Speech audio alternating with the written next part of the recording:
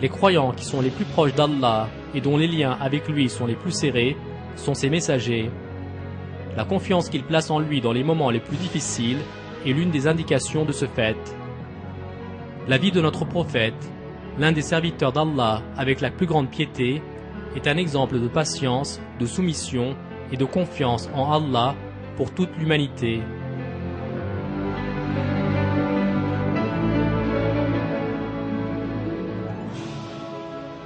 Il a subi de nombreuses épreuves tout au long de sa vie, a été confronté à divers pièges tendus par les non-croyants et a été la cible de calomnies sans fondement.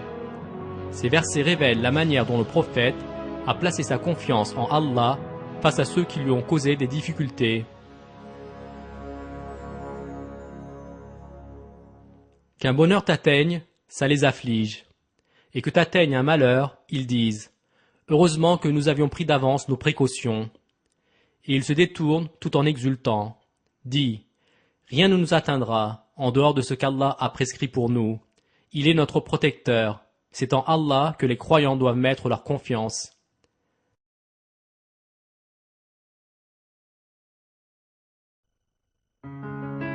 Tout au long de sa vie, notre prophète a agi à la lumière de ce commandement.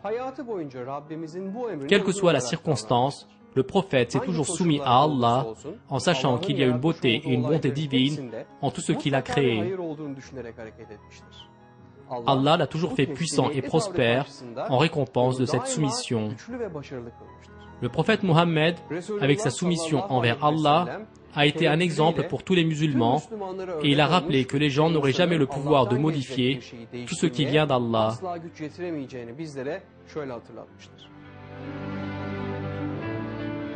Quoi qu'Allah ait déterminé pour une personne, cela se produira certainement.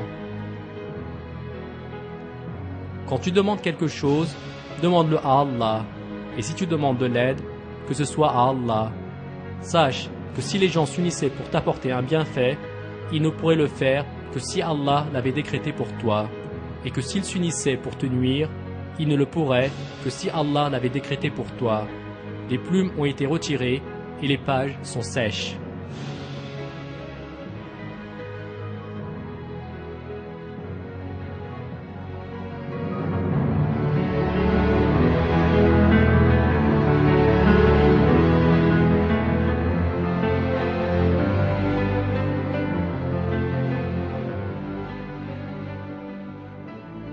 Chaque croyant qui se conforme à la sunna de notre prophète doit accueillir toute calamité avec la même soumission que lui et avoir la foi en sachant qu'il y a du bien et une bonté divine dans tout ce qui nous arrive.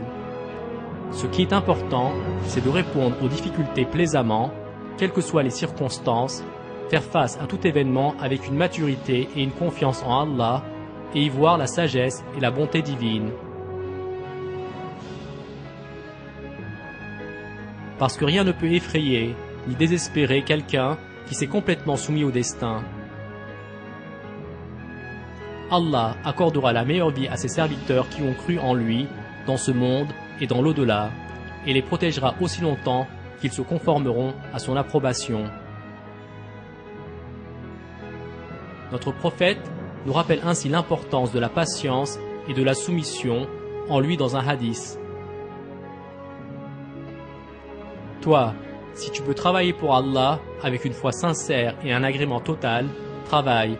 Si tu n'y arrives pas, alors il y a beaucoup de bien dans la patience face aux choses qui ne te plaisent pas. Sache que la victoire vient avec la patience et le salut vient avec les difficultés.